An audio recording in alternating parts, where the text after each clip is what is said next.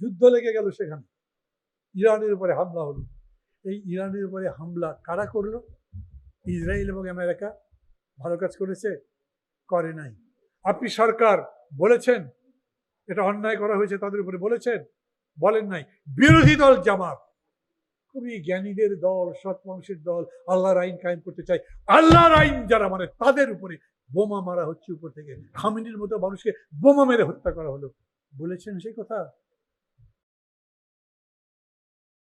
এই কাঠামো যেখানে যেখানে আমাকে আটকায়, যেখানে যেখানে শ্রমিককে কষ্ট দেয়, যেখানে যেখানে কৃষককে কষ্ট দেয়, সেই জায়গাতেই পরিবর্তন চাই। আমি তো জানি যে সংস্কারের প্রস্তাবনা করা আছে, তার মধ্যে হাম নাই, থাকবার তো কথা নয়। 3-4 বছর পর পর গেছে, হামের ব্যাপারে সবকটা সরকার, সে অন্তর্বর্তী সরকার বলেন, তার আগে যে সরকার ছিল আওয়ামী লীগের, তারা একেবারে উদাসীন থেকেছে। আমি এখন খোঁজ নেবার পরে জানলাম যে গত সরকারের আমলে হামের কোনো টিকাই দেওয়া হয়নি। Am I right? আমি জানি না, আমি শুনেছি। হ্যাঁ, যদি তাই হয় তাহলে একটা সরকার এই যে হামের টিকা দিল না, এটা সে তার জনগণের বেসিক একটা রাইটের সাথে বিশ্বাসঘাতকতা করে। আচ্ছা, বিশ্বাসঘাতকতা শব্দ যদি দায়ী বলি, তার সাথে একটা বৈমাতৃক আচরণ করা হলো না, সৎ ভাইয়ের মতো আচরণ করা হলো না। একই রকম আপনাদেরকে বলি, এই যে বললেন যুদ্ধ লেগে গেল সেখানে, ইরানের উপরে হামলা হলো। এই ইরানের উপরে হামলা কারা করলো? ইসরায়েল এবং আমেরিকা। ভালো কাজ করেছে? করে নাই। আপনি সরকার বলেছেন এটা অন্যায় করা হয়েছে, তাদের উপরে বলেছেন? বলেন নাই। বিরোধী দল জামাত খুবই জ্ঞানীদের দল, সৎ মানুষের দল, আল্লাহর আইন কায়েম করতে চায়, আল্লাহর আইন যারা মানে তাদের উপরে বোমা মারা হচ্ছে উপর থেকে। খামেনির মতো মানুষকে বোমা মেরে হত্যা করা হলো। বলেছেন সেই কথা? কাঠামোগত পরিবর্তন আর সংস্কারের কথা বড় বড় করে বলছেন, কিন্তু জীবন যেখানে, সেই জীবনের সাথে আপনি আপোষ করে ফেলবেন। ওরা যখন আমার উপরে এইরকম একটা অসম চুক্তি চাপিয়ে দেয়, তখন তার উপরে কথা বলতে পারেন না, তখন সরকার কথা বলতে পারে না। তখন আপনি, আপনার তেল দরকার, রাশিয়া আপনাকে তেল দিতে চায়, কম দামে দিতে চায়, তারপরেও আপনি তার থেকে তেল দিতে সাহস পান না। যদি আমেরিকা রাগ করে, আমেরিকার কাছে চিঠি লিখেছেন, তুমি পারমিশন দিয়ে আমি তেল নেবো, আমেরিকা পারমিশন দিয়েছে, তারপরে তেল দিয়েছে, ঠিক নয়? জামাতকে একবারও সেই প্রশ্ন করেছেন, কেন এরকম করলেন, কেন তাদের কাছে মাথা নিচু করলেন? ভারতের সাথে 25 বছরের চুক্তিকে গোলামীর চুক্তি বলে দেশ কাঁপিয়ে দিয়েছিলেন, অথচ এখন যেটা হলো সেই নিজে একটা কথাও বলেন না। আমি আসলে কোনো সরকারি বিরোধিতা করার জন্য নয়, কোনো চুক্তি বিরোধিতা করার জন্য নয়, আমি বিশেষভাবে মার্কিন যুক্তরাষ্ট্রের বিরুদ্ধে আর ভারতের পক্ষে কিংবা বিপক্ষে এইরকম বিষয় নয়। নাগরিক ঐক্য সম্পূর্ণভাবেই, তা বললে পারে আবার মনে হয় যে প্রধানমন্ত্রীর কথা বলছি, না, সেরকম নয়। আসলেই আমরা দেশের স্বার্থকে সবার উপরে স্থান দিতে চাই, কিন্তু দেশের স্বার্থকে উপরে স্থান দিতে গিয়ে আমি অন্য দেশের স্বার্থকে নস্যাৎ করে দিতে চাই না। অতএব যখন পশ্চিমবঙ্গে ওরা যেতে আর তখন হঠাৎ করে বাহানা তৈরি করে আর ওদের লোককে এখানে পাঠিয়ে দিতে চায়, তখন সেটাই বিরোধিতা করি। আবার আমার দেশে যখন রোহিঙ্গারা ঢুকেছে, তখন প্রধানমন্ত্রী শেখ হাসিনা বলেছেন আমরা ওদেরকে ফেলে দেবো কিভাবে, ওদেরকে আমরা বাধা দিতে চাই। আজও একইভাবে বলি, আমরা ন্যায্যতার পক্ষে, এবং ন্যায্যতার পক্ষে আছি বলেই বলি।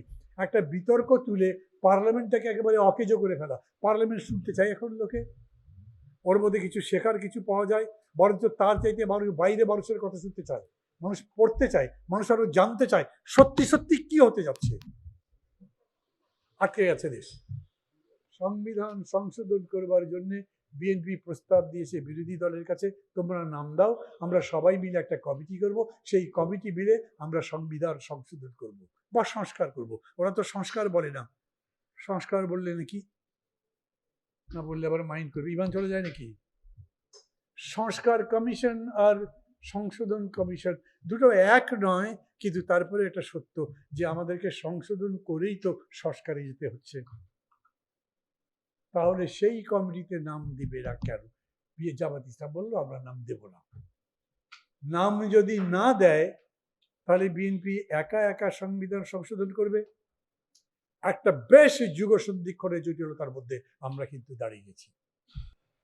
আগামী যে পার্লামেন্ট বসবে, সেই পার্লামেন্টে বাজেট পেশ করবার কথা, বাজেট পাশ করবার কথা। বাজেট করবেন কি? টাকা আছে আপনার কাছে? 9.5 লক্ষ কোটি টাকার বাজেটের হিসাব দিয়েছে, আমরা বড় বাজেট করতে চাই। বলছে টাকা কই আসবে? বলছে 6 লক্ষ কোটি টাকা আমরা রেভিনিউ থেকে তুলব। রেভিনিউ কে দেবে? আপনি বছরে আপনি রেভিনিউ কত আর্ন করতে পারেন? 3 লক্ষ কোটি টাকা। তাহলে বাকি 3.25 লক্ষ কোটি টাকা কোথা থেকে পাবেন? কোনো জবাব নাই। অর্থমন্ত্রী বলেছেন ব্যবসায়ীদের ডেকে আপনাদের কষ্ট করতে হবে, আপনাদের কষ্ট করতে হবে বেশ কিছুদিন। শেখ মুজিব একবার বলেছিলেন না, 3 বছর তোমাদের কোনো কিছু দিতে পারবো না, না এরকম করে বলেন নাই, কিন্তু বলেছেন যে আপনাদের কষ্ট করতে হবে। মানে কি আরো ট্যাক্স বাড়াবেন? ট্যাক্স নেট তো বাড়াচ্ছেন না, জাল তো বাড়াচ্ছেন না। আগে 100টা লোক ট্যাক্স দিত, এখন 150টা দেবে। সেই 50টা নতুন লোককে বা ব্যবসা প্রতিষ্ঠানকে ঠিক করেছেন, বের করেছেন, তাদেরকে ট্যাক্স আওতার মধ্যে নিয়ে এসেছেন, তা তো করেননি। তার মানে এই 100টা লোকের উপরই 1.5 গুণ ট্যাক্স বসিয়ে দেবেন। মানুষ সইতে পারবে? ইনকাম আছে, সব জিনিসের দাম বাড়া, তারপরে তেল নাই, তারপরে গ্যাস নাই, তারপরে সমস্ত কিছু সংকট, চাষের কি অবস্থা হবে তাই জানি না। এই পরিস্থিতিতে আবার যদি ট্যাক্স বাড়ে, সেই সময় আবার আপনি সংবিধান সংশোধনের কথা বলবেন, মানুষ বলবে সংবিধান কি ধুয়ে খাবো আমি? আবার পেটে ভাত তাই, পেটে ক্ষুধার আগুন, তখন আমি সংবিধান দিয়ে কি করবো? বরঞ্চ পারলে সংবিধানটাই পুড়িয়ে দেন, আবার লাগবে না ওটা। বুঝলাম না, হাততালি দিলেন, খুব ভালো বক্তৃতা করেছি, কথা তো খারাপ বললাম। সংবিধান পড়াবে কেন মানুষ? সংবিধান তো আইন, সংবিধান দিয়ে দেশ চলে। কিন্তু মানুষের রাগ যদি এমন হয়ে যায় যখন তার কোনো কন্ট্রোল থাকে না। এখন তো একটা মানুষ চাপা অবস্থার মধ্যে আছে, বুঝতে পারছে না এত ভোট দিলাম কি হচ্ছে, কোন দিকে যাচ্ছি। এই যে একটা দল ছিল কিছুদিন আগে একেবারে অচ্ছুতের মতো, কেউ তাকে ধরতো না, তার নাম পর্যন্ত দিত না, তারা এখন একেবারে বিশাল একটা দল, তারা একটা বিরোধী দলের জায়গায় বসে গেছে। তারা মিলে কি করছে? মানুষ দেখছে কই সরকারের উপরেও ভরসা করা যাচ্ছে না, বিরোধী দলও কিছু করে না, আর তো কেউ নাই। আর কেউ আছে?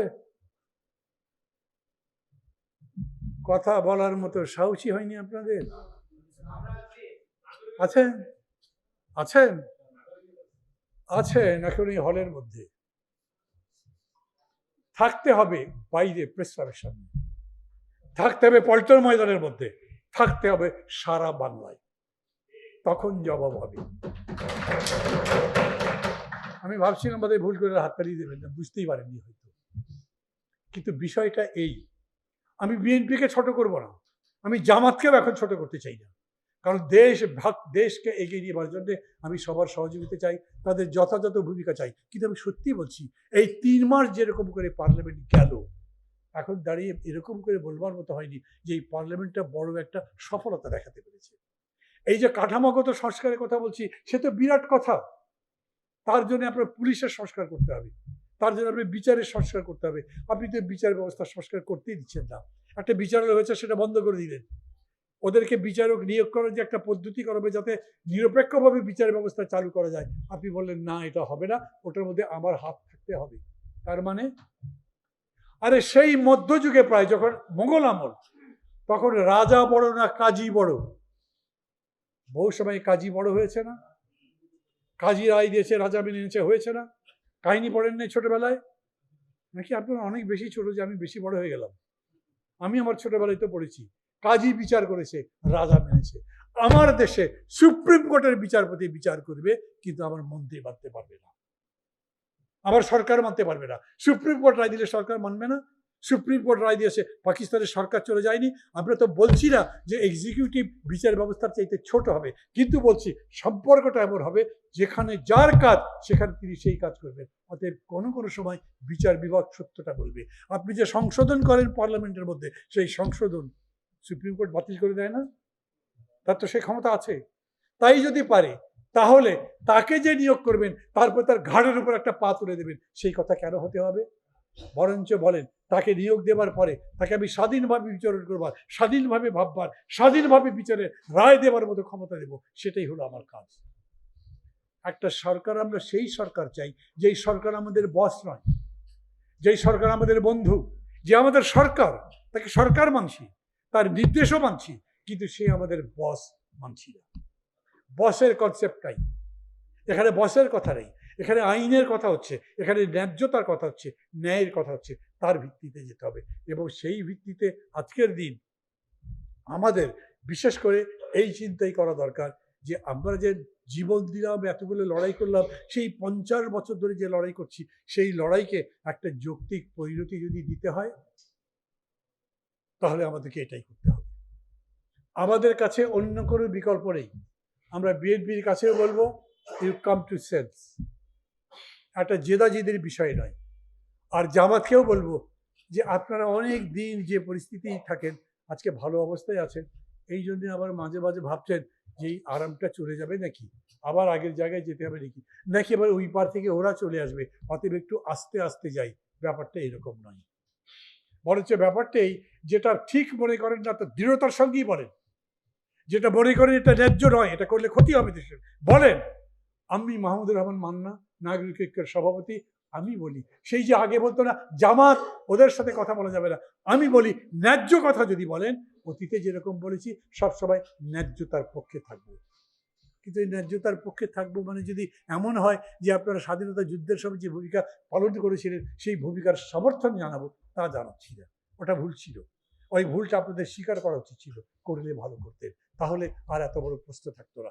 এই কারণেই এই দুটো দলেরই যেমন ভালো চাই, সমৃদ্ধি চাই, তারা ভালো করুক, সুবুদ্ধির পরিচয় দিক, আরও বেশি জ্ঞানের পরিচয় দিক, সংসদকে ঠিকমতো পরিচালনা করুক। তার সাথে সাথে বলি, যদি তারা না পারে, তবে নিরীহ যে কোটি কোটি মানুষ আছে তাদের কাছে বলি, কিন্তু আমি জানি এই জনগণ সকল ক্ষমতার উৎস বলে তাদের হাতে ছেড়ে দিলে এটা বাতাসে ছড়িয়ে দেওয়ার মতো হয়, ওটা কোথাও দানা বাঁধবে না। বরঞ্চ সেই জনগণকে সংগঠিত করবার দায়িত্ব নিয়ে যেই সমস্ত দল আছেন, ছোট কিংবা বড়, যেই সমস্ত সামাজিক সংগঠন আছেন, তারা যেরকম করেই ভাবেন না কেন, যদি দেশের কথা ভাবেন, যে সমস্ত ট্রেড বডি আছে তারা যে ব্যবসায়ী করেন না কেন, যদি দেশের কথা ভাবেন, এই সমস্ত সোশ্যাল ফোর্সেস একসাথে হয়ে সজাগ দৃষ্টি রাখেন, দেখেন, তাদের দিকে তাকান, কোনটা ভুল তারা করছেন এবং এই ভুলটা সংশোধনের পথ কোনটা, সেই পথ ধরে যেতে আমরা এগিয়ে যেতে পারি, সেই দিকে আমাদের সবাইকে চলবার চেষ্টা করতে হবে। কাঠামোগত সংস্কার তখনই হবে যখন আমরা কাঠামো বুঝবো, কাঠামোকে স্পর্শ করতে পারবো, তার ভুলটা ধরতে পারবো এবং ভুল changeTV.press এক ফোঁটা হলুদও নেই।